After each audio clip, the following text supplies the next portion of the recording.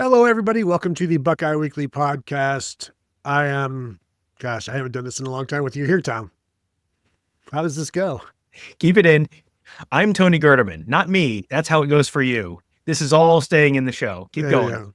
Power through. Tom, how's it going?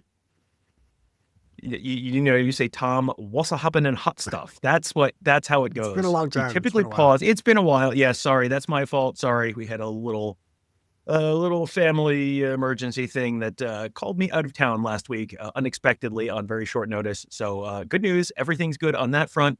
Everything's good on this front as well, other than the fact that Tony may be actively having a stroke right now. We'll see how the show progresses. But Tony, I'm great. And I'm very excited to be here on the very first podcast talking about the 2025 NFL Draft in the whole internet. It's going to be great. I can't believe no one's thought to talk about this before. Well, and we're here, and we're going to title the show Shedeur Sanders, Shedeur Sanders, Shedeur Sanders, exclamation point breaking. No, this will be the only time, unless, Tom, you've got to follow something up. Did you also want to talk about Shedeur Sanders so that you could be part of the cult?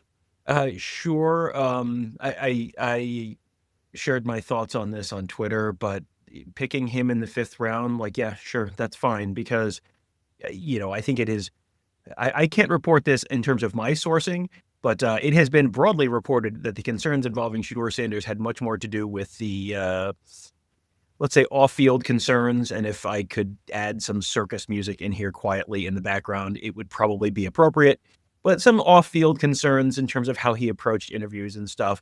So, maybe this is the swift kick in the butt that he needs to focus. And if not, it's a 5th round draft pick. Those guys get cut all the time. So I would have much bigger concerns about why on earth they spent a 3rd round draft pick on Dillon Gabriel, who, other than not being tall and not having a particularly strong arm and not running a particularly complicated offense at Oregon, other than that, I think there were no real concerns.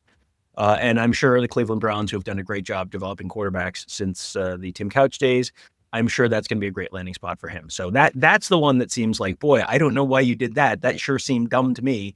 The Shedeur Sanders thing, whatever. It's a 5th round pick. If it doesn't work, cut him, move on, and your life is basically unchanged. Yeah, the Dillon Gabriel thing is the one that confuses me. And I've got family that are Cleveland Browns fans. Don't hold that against them. And they were happy with the other moves, but it was just the Dillon Gabriel was a shock. Even watching the ESPN broadcast, they go up there and it's like Dillon Gabriel, Oregon, and you hear the gas. It's like what? 3rd round? But hey, Cleveland, good job and congrats. There's every chance that both of those guys are going to start for you this year. So have fun with that. That's true. And can I just read Dan Lanning's tweet? Poise! 3 exclamation points. Browns got a winner. No moment too big for this guy. So proud of Dillon. Tony, the last moment that we saw Dillon Gabriel, it felt like a big one. How did it go? And if you don't know, I pulled up the drive chart from the 2025 Rose Bowl, the first half, just until the game was mathematically over at 34-0. 3 plays, 9 yards punt, 3 plays, 2 yards punt, 7 plays, 26 yards punt, 7 plays, 23 yards downs, 3 plays, 6-yard punts, 3 plays, -2 yards punt. At that point, the game is 34-0 Tony. And at that point, the moment stopped being big, and then he started doing fine. So I'm not sure Dan Lanning has read the situation correctly. But either way, best of luck to the Cleveland Browns. And nothing against Dillon Gabriel, who was a very pleasant individual. Every time we got a chance to talk to him, for an extended period of time at the NFL Combine, at the Big Ten Media Days last year, and was in the press conference after their regular season win against Ohio State. He was very happy then. Maybe I'm wrong, Tony. I just don't really see it there. Yeah, I don't see him as a starting NFL quarterback. Maybe a backup, but then don't take him in the 3rd round. And Tom, as I called him on Twitter, Baker left field. I like it. I like it. So Ohio State gets 14 players drafted, ties their own school mark from 2004, falls just one short of tying the modern day record of 15.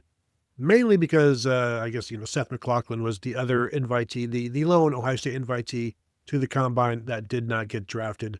He ends up signing an undrafted free agency deal with the Bengals. But let's run through these, Tom. Emeka is the first Buckeye off the board. I think that surprised The over-under, the name that everybody expected or that most people expected was Josh Simmons to be the first guy off the board. He's actually the last guy in the first round off the board. So Emeka Egbuka goes 19 overall to Tampa Bay. Donovan Jackson, 24th overall to Minnesota, where he will protect J.J. McCarthy until something bad happens or he gets benched. McCarthy, of course. 28th overall, Tyleik Williams goes to Detroit. And then 32nd overall in the first round, Josh Simmons goes to the Chiefs, and everybody knows that they need offensive line help. And they may have gotten the best tackle in the draft. And I assume both broadcasts. I only watch ESPN because I'm a Mel Kiper lifer. Like I'll always be attached to him. But he was talking about, and other people have talked about Simmons. If he hadn't gotten hurt, maybe he's a top 5 pick. And everything we've seen, we saw from him from like the second half of the 2023 all through 2024. It's like, yeah, that dude looks like how you want your left tackles to look. Yeah, and I think that's something that I know Justin Frye had, let's call it a roller coaster relationship with Ohio State, or maybe more correctly, Ohio State fans had a roller coaster relationship with or opinion on Justin Frye. But man, he did a great job in the evaluation there, getting someone who was at San Diego State, which is, not a power conference program, identifying after 1 year where he was right at the top of the nation in terms of penalties committed by an individual player and certainly by an offensive lineman. His PFF grade was not very good. And Justin Frye looked at him and went, yep, that's my guy. And everyone kind of went, okay. And then whether, it's good evaluation, but it's also very good development there, where he turned, very quickly from like, yeah, I don't know if this is the guy they're bringing in, they must have been pretty hard up, to all of a sudden, it wasn't immediate, but relatively quickly during that first year in 2023, he turned into a really solid player. Came back for 24. You figured, boy, this is going to be a really cornerstone player. We had identified him as the guy they could least afford to lose going into the season. And then they lost him in game 6. And then Donovan Jackson, who you just mentioned in terms of going to the Vikings, he ended up, stepping up in a big way. And, I just feel like that is something where you look at those guys, you look at the overall offensive line play, you look at the state of the offensive line room where they're short a couple bodies, and we'll talk about that on the morning show coming up, where we're talking about transfer portal stuff. They're short a couple bodies, but the guys they have are in pretty good shape. I mean, I really think Justin Frye is someone who, years from now, Ohio State fans are going to look back at Justin Frye as like, man, that guy did a great job in the offensive line room, even if he wasn't particularly beloved during the time that he was actually in the offensive line room. Yeah, and he'll do well there. And I saw one doctor say, like, he's never going to be the same player that he was. And it's like, well, if he can just be slightly less, then he's still going to be good enough to handle what he's got in front of him. Emeka Egbuka being the first guy, and he goes to a situation that is kind of similar, in my opinion, to what Jackson Smith-Njigba did in Seattle, where he joined a receiving group that had 2 veterans and DK Metcalf and one of those random Kansas State receivers that have all the same last name from the family that has produced all of those guys. That's slipping my mind clearly. But you're going to Tampa Bay now with the Chris Godwin and Mike Evans, and those guys have been around for a long time. And so you allow him to ease in, but also we're going to throw you the ball 50 or 60 times in your rookie season. And by the time it's time for the other 2 veterans to maybe move on or do something else, then you've got a guy that you are a veteran that you can continue to build around. So I think that's a good get. Tampa Bay fans were not necessarily thrilled with that, checking the message board, just because their concerns are defensive, but I believe they went defense then like basically the rest of the draft and got some guys. Donovan Jackson, his versatility, everybody knows about. I think clearly he's going to start out at guard, and hopefully it goes there. Honestly, after looking at his career, I'm not sure he wasn't a better left tackle than left guard from what we saw, but maybe that's just because you notice tackles more than you do guards. And then I think Tyleik Williams, it's all up to where do they want him as a 330-pound like nose guy? Do they want him as a 310-pound quick defensive tackle? We will see, but I think he can do either one of those things. And talking with people, they're always like surprised, like, why wasn't he a nose tackle? And it's like, well, that's because they had a 285-pound nose tackle, whether it was Mike Hall or Ty Hamilton or, whatever. And that's just the way Larry Johnson, preferred to do it. The second round, Tom, only 3 guys go. Quinshon Judkins, 36th overall to the Browns. Travion Henderson, 2 picks later to the Patriots. And then JT Tuimoloau with the 45th pick overall to the Colts. All of those, I think, are pretty good landing spots. Anytime, like, if a running back goes to a place that already has a running back, it's like, who cares? And these 2 guys, like, who cares? They're all part of the sharing the load. And then JT Tuimoloau going where Tyquan Lewis was drafted by the Colts not too long ago, and he had some success there. I think Tuimoloau will do just fine there. Colt 45, Tom. Colts with the 45th overall pick. I don't think he's going to go with the jersey number 45, although he can't go with 44 because Dallas Clark probably should have it retired if he does not yet for the Colts. But I think both Quinshon and Travion will do just fine, and they'll do different things.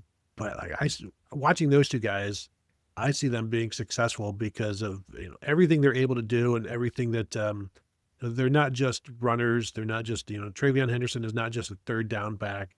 I think they complemented each other well, learned from each other, and now they'll continue that on. For sure. And, I think Carlos Lachlan did a very good job making sure those guys were both like really well-rounded players overall, where, you saw Travion Henderson had some just incredibly important blitz pickups in the college football playoff, and made really important catches out of the backfield. And Quinshon Judkins scored 3 touchdowns in the national championship game and had a breakaway long run, but also had a nice reception out of the backfield for a touchdown. And both of those guys feel like they are about as NFL ready and as you possibly could be. And I think not just physically ready and in terms of their game, but in terms of how teams are maybe going to be looking at using running backs, where you don't need to be the 350 carry a year kind of guy. Like those are guys who were used kind of like NFL running backs in a lot of ways last year, where they sort of split time. They saw the benefits of doing that. And so if you come in, you're a high 2nd round draft pick, okay, I'm the man now, dog. Sean Connery. Yeah. I don't remember what movie it was, but it was one of those movies. Anyway, you're not looking like that. You're looking, they have seen the benefits of not being the one and only guy. So I think they're going to come in ready to contribute, but not necessarily desperate or upset if they're not every down guys, because they saw exactly what that does for you. And Tuimoloau, I think, was a little hurt during his time at Ohio State. And we'll get to Jack Sawyer, who probably is in a little bit of the same situation, where you came in and you had the 5-star label. So it's like, well, this guy is going to be the next Chase Young. And it's like, boy, here's the thing about Chase Youngs and Bosa's. They don't come around very often, and they don't come around nearly as often as Ohio State's recent history under Larry Johnson would suggest. And they both had really good careers at Ohio State, made some really impactful plays, but I think there were probably Ohio State fans who, at least before the playoff run, would have said, yeah, they were okay, but I would, not quite up to my expectations. I think they're probably both going to have really solid pro careers. I think they both probably landed in good spots, and we'll get to Jack in a little bit. But JT Tuimoloau is one of those guys where you look at him and it's like, 5 years from now, I have a very high degree of confidence that JT Tuimoloau is still going to be a pretty good pro player, and have a 5 to 8 to 10. I don't know at what point you start running into father time issues there, but he should have a really solid pro career. And just to go back real quickly to Emeka Egbuka, I saw was listed on one of those draft grade things as the worst graded pick in the first round, which must have to do with need versus like how this guy is. Because if you had to, there are a lot of like really solid players, really solid guys who got drafted out of this class. Emeka Egbuka is one of those people who you would just bet on him just because, we have talked about him in terms of being, in terms of like the DC Alumni Club event that Kevin and I did last week while we were in DC for the White House visit. Or was it 2 weeks ago? It was 2 weeks ago. It has been a week, friends. Anyway, 2 weeks ago, we were asked like the best individuals that we had covered at Ohio State. And there are a lot of names on that list, but Terry McLaurin is one of the names on that list. And Emeka Egbuka is like one of the names on that list. Just a world-class, good dude. and really, really good player who had a great, very productive career at Ohio State. That feels like one that you're going to look back on in a few years and go, you graded this as the worst pick of the first round, and it's probably, there are probably at least 10 to 15 players in the first round, at least, who would probably kill at that point to have the career that Emeka Egbuka will probably have had at that point. So, yeah, I think that's one that's probably going to be much more appreciated down the line than it is right now. Yeah, he's a very safe pick. Like, I think you know exactly what you're getting. And I believe, if I recall, like Tampa didn't even have him in because they knew exactly who they were getting. Mm-hmm. And like they didn't need to like have him come visit or whatever because you didn't hear nobody you talk to about him is going to tell you anything other than he is a great dude and there are no secrets about him. Everything is there's no issues. So you didn't even need to let people know you were interested in him. And I think there had been talk, a lot of people projecting him to 20 at Denver. So it's interesting, like Tampa Bay just lays it low in the weeds and then jumps up and grabs him there. And I kind of feel the same way with JT Tuimoloau. There aren't going to be any issues there. He's just going to be a consistent producer and a guy that is always going to be right where he needs to be when you need him there. And the thing about the being drafted in the second round is for a lot of guys, it's better to be drafted in the second round because you get to your free agent deal sooner. In the first round, you get everybody gets a 4-year deal. All the rookies get a 4-year deal if you're drafted. And in the first round, you get a 4-year deal with a 5th-year team option. And now that team option is going to pay you a lot. But if you're a second rounder, then you have your own option in that 5th year. You're a free agent, so you can sign that big second contract, which is what everybody is looking for. You go to the NFL not to play football time. You go to the NFL to get that second contract, and that's where everybody's. That's what the designs are for these guys. There were no Buckeyes selected in the 3rd round.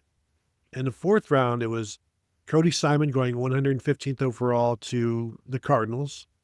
And then Lathan Ransom went 122nd overall to the Panthers. Jack Sawyer 123rd overall to the Steelers. And there's a lot to talk about here. For one, I was a little bit surprised and maybe pleasantly so that Cody Simon was thought so highly of and was drafted ahead of these guys, and frankly, Lathan Ransom as well. And Cody Simon's another guy. You're never going to hear anybody say anything bad about him, but him being selected this high, I think it was a little surprising because the NFL felt the same way about him that we did. It's like, hey, got one kind of right, where it's like, why isn't this guy going up higher? Why isn't he more highly sought after and thought of? And maybe it's, the 40 or just the overall body of work, or maybe he's been dinged up here and there, or maybe it's just like one good solid year of being a starter, which all of that is true, even though he started earlier in his career. But that was an interesting one. Lathan Ransom going to the Panthers. Tom, do you know the last Ohio State safety selected in the 4th round by the Carolina Panthers was?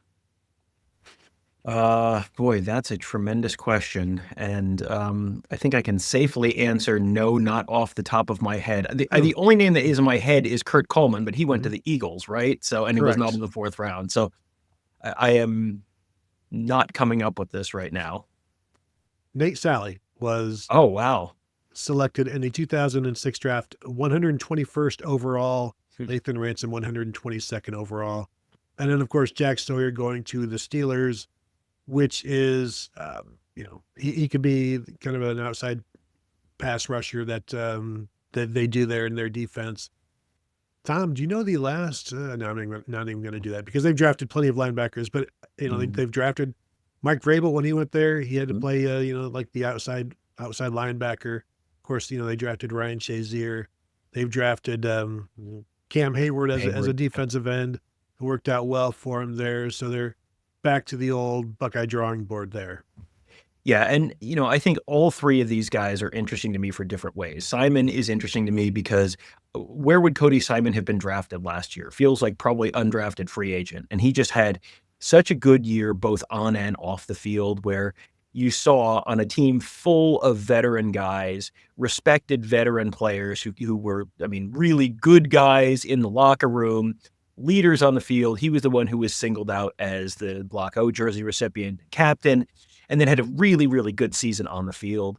So I think he's someone who probably helped his draft stock as much as anyone among the guys who were picked in the draft. Lathan Ransom, I think, is someone who is probably going to be on that list of people who get remembered more fondly later, because he was so good. He was really kind of a not quite day one starter, but he was started in his freshman year. He played in that national championship game, had that really bad leg injury in the Rose Bowl a couple of years later, or a year later, and he just constantly fought through stuff. And he was kind of never the biggest star on the defense, but especially with Caleb Downs next to him last year, it was it's very hard to be the safety that everyone's talking about when you're playing next to Caleb Downs. But he had such a good season and such a good career at Ohio State, where I think he's probably people are going to look back on him a little like Jordan Fuller, where it's like he was there so long, was never in that first round conversation, but just so appreciated and so kind of reliable throughout his career. And then Sawyer, when he's, there was sort of a question, is he going to be a second round guy, a third round guy, a fourth round guy?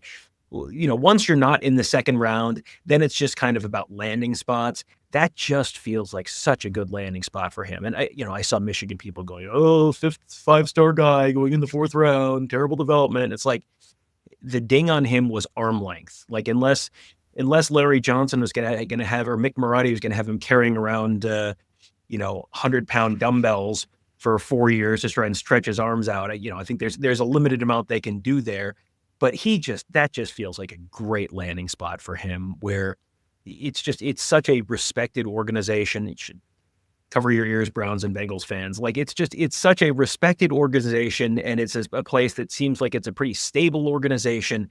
And it just feels like the kind of place where he's probably set up to have a really nice career. And is he ever a 12 sack, 15 sack guy in the NFL? I don't know, but maybe not. But even if he's not, he feels like someone who's probably set up to have a really nice career, get to that second contract, make some money, win plenty of football games.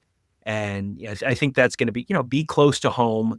And he feels like someone who is as well set up as just about anyone to have a nice NFL career and make some nice money, but also be set up for life by being former Ohio State football player Jack Sawyer in your hometown of Columbus, Ohio, and you playing for the Steelers. There's a bunch of Steelers fans in Columbus. I mean, that just feels like a great landing spot for him, just for football, but also just for the rest of his life.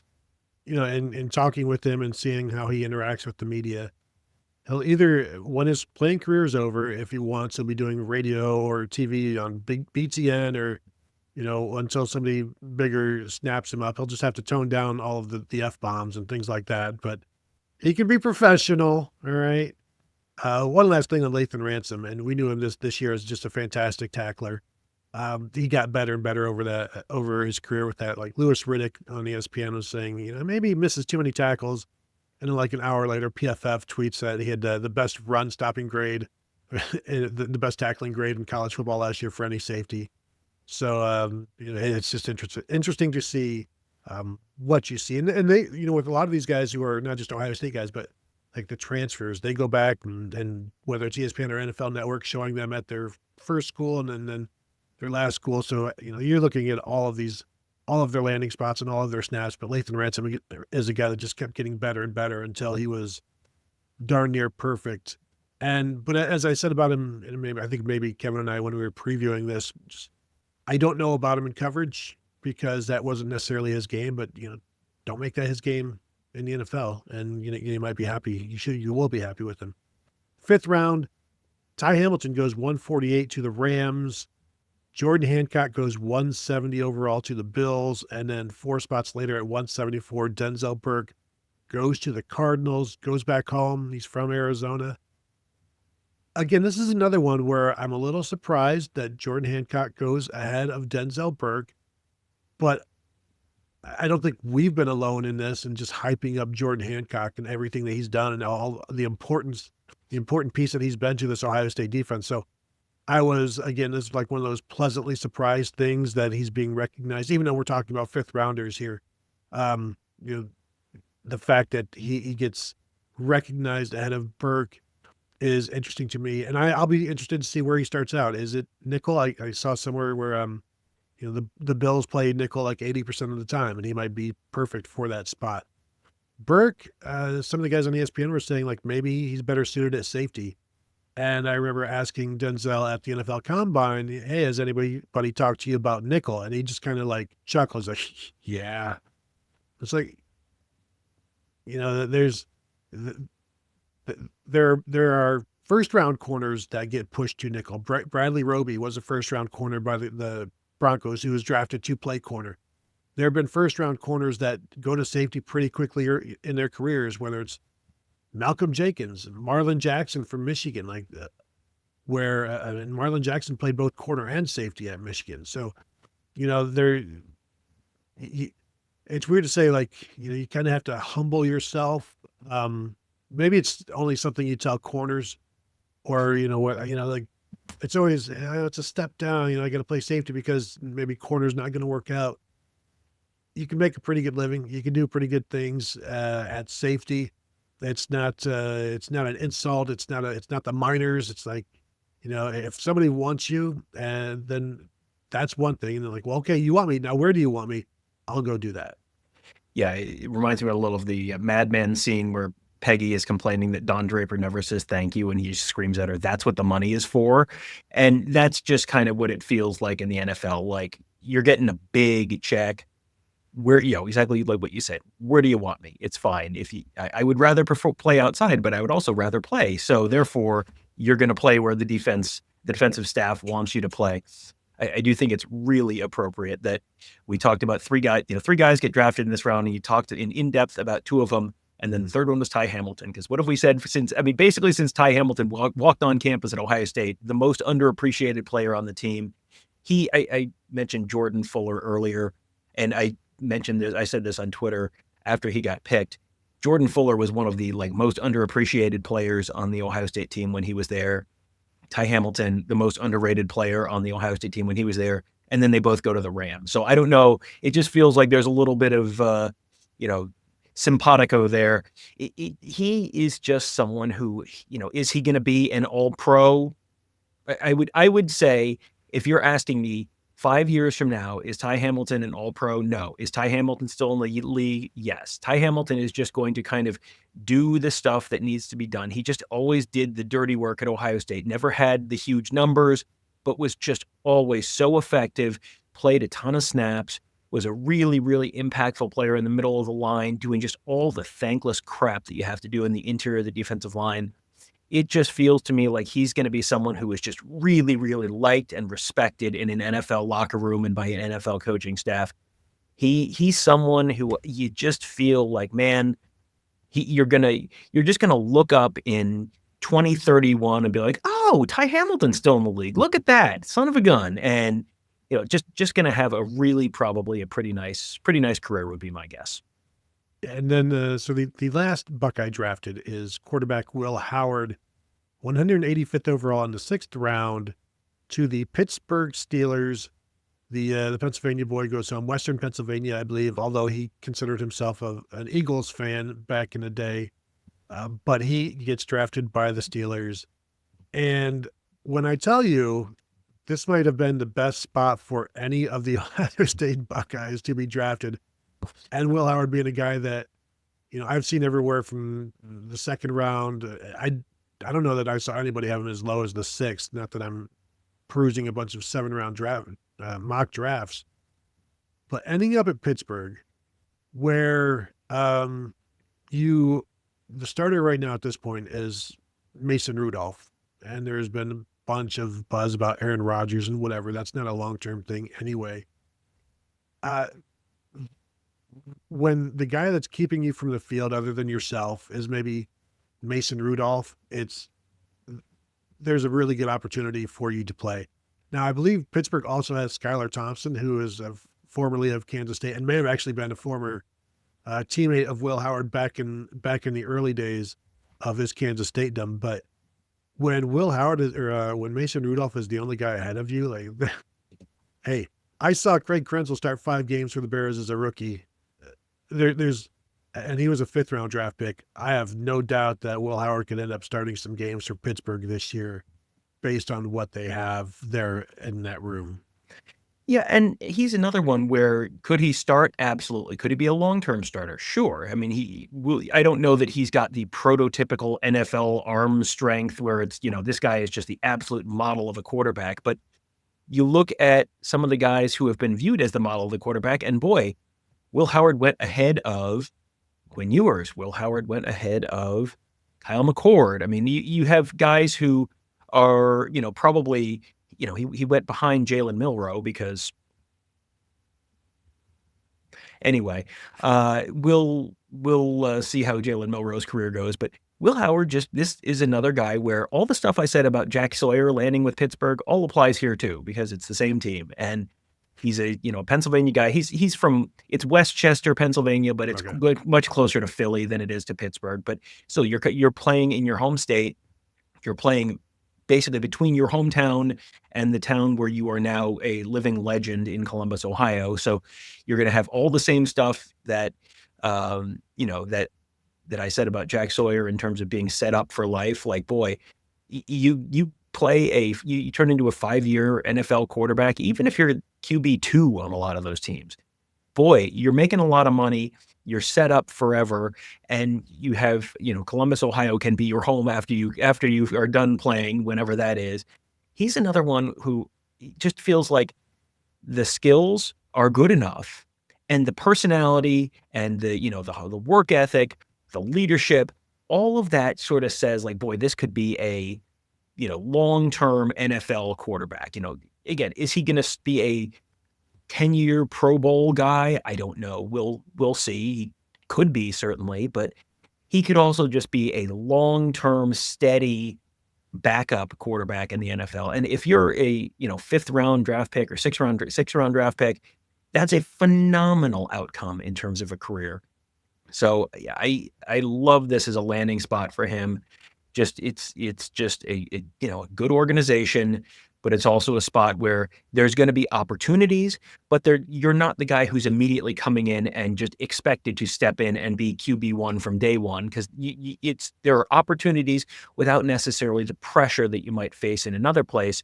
And if you take a year or two to sort of develop and all that, great. Like, by all means, work your way up the depth chart. But yeah, as you said, there is not an all-pro ahead of him that's going to, keep him from potentially making an impact. I would just say, if Aaron Rodgers asks if you want to go on a retreat, like, nah, sorry, I got a thing. Sorry, no, I can't make it. You can do pretty well as a backup. I was just looking at Chase Daniel, former Missouri quarterback, who was an undrafted free agent and has now been in the NFL, I believe, like 13 years. His career earnings, $43 million, $102,217. So $40 million as a guy that starts 5 games over like 13 years. If you can find it, like, I always tell people, like, be a middle reliever if you can. You just stick around forever. And that's kind of what Chase Daniel has done. And again, like Mike Tomczak stuck around forever doing that. Kent Graham, but Will Howard has an opportunity to start, and we'll see how it goes for him. So then, yeah, go ahead. Well, I was just going to say, I just pulled up Chad Henne's stats. Chad Henne made $40 million in the NFL, and looks like he started 54 games in his 13-year NFL career. So, that's more than I would have thought. Yes, yeah, and well, a lot of it was very early. He hung around as a backup from 2014 to 2022, and he started 4 games during that period and played in just a few more than that. So, yeah, it's good work if you can get it. So then the final 3 starters on the Ohio State 2025 national championship team, I guess 2024.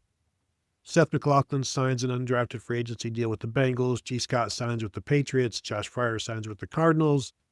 So all of the starters who are draft eligible are now going to be on NFL teams, and now they got to stay there. Josh Fryar goes to the Cardinals, where you've got Paris Johnson, you've got Justin Frye, former Ohio State offensive line coach, of course, Marvin Harrison, Denzel Burke, like the Cardinals, Cody Simon. So they like their Buckeyes. G. Scott drafted by a former New England tight end great himself, Mike Vrabel. So he knows what it takes to play tight end for the Patriots. And of course, Seth McLaughlin to the Bengals at center. He's the latest Ohio State center to end up in Cincinnati. We'll see. Hopefully he does better than the others. But any surprises here or your thoughts here? Because I don't know how unique it is that every Ohio State starter, I don't think it's all that unique that every starter is in a camp. But once again, a good job. And the last thing I'll say with the G. Scott thing, I tweet out every year after the draft about the Ohio State tight ends since every tight end they've signed since 1996 and didn't get medically retired or transfer or change positions has at least cash paychecks in the NFL. And then somebody responded, well, technically G. Scott signed as a receiver. And I'm like, well, that's true. Well, so it still isn't, it still is true. He just doesn't add to the list. But yes, still, nonetheless, I think the two offensive linemen are the really interesting ones to me. Fryer going to Arizona, that's someone who there is no one on earth who knows more about Josh Fryar than Justin Frye. And so if he's bringing you in, it's because he thinks, he's not doing you a favor. It's because he thinks you can play at the NFL level and do what they need to do. And you're someone that he can trust. You have already earned the trust of your NFL position coach before you've even stepped in your first mini camp or your first OTA. That's a really encouraging sign for his possibility of, does he make the active roster? I don't know. Does he make it certainly increases the chance he's on at least the practice squad, where then you probably you assume that he's probably going to be doing some similar stuff schematically in terms of scheme and the offensive line and blocking, all that kind of stuff, to what he did at Ohio State. And you're probably going to be using some similar terminology probably. So that feels like that's an opportunity for him. And you wonder for Seth McLaughlin, where would he be if he hadn't had that Achilles injury? Because it doesn't sound like that's something that's going to keep him out, for the next season. But that's just one of those injuries where you think about like Tuff Borland in the past. Tuff Borland had an Achilles injury and he just looked a little bit slower for the first year. That's typically an injury where you come back, but you're not really 100% immediately. I have a feeling that probably slowed him down a little, but I have followed enough Bengals fans on Twitter to know the Bengals offensive line has not been exactly outstanding. So there's definitely an opportunity there. And I think you saw with how Seth McLaughlin played at Ohio State, he was only there for 3/4 of the season before that injury and still won the Remington Award. So that's a pretty good indication of how he's thought of nationally. And that's certainly an opportunity for him, and potentially a long-term opportunity for him, where even if you're not 100% this year, you can continue to heal and continue to get better and potentially be a long-term impact player there. Center is just such a unique position. Like, they're even more so than quarterbacks. There's only going to be, maybe like 64 that are actually on NFL teams. And frankly, your backup center might be a guard who will snap on the side. So I'm just looking at the draft tracker. Three centers were drafted, to give you an idea. Now, there will be some guards that were drafted. I think the Bears drafted a guard that they may move to center, but there's not there's a larger pool than there is a desire, just because everybody has centers. And like, if you need one, you grab one in free agency, and not everybody waits for the draft to get theirs. So there's just not a lot of opportunity there, but we'll see what Seth is able to do there in Cincinnati. So there you go. Recapping the draft for you. Ohio State does well. All 14 of their departed starters, 17 departed starters, will now be in camps and trying to earn a living and make the team. So if you would, as we close out, go ahead and hit the thumbs up. If you're watching on YouTube, we would appreciate that. And you can always find us at BuckeyeHuddle.com, where we were talking about this all weekend long on the Buckeye Huddle message board presented by Jeff Ruby's Columbus, and we'll be talking about much more this coming week there as well. So thank you all for tuning in, and we'll talk to you guys later.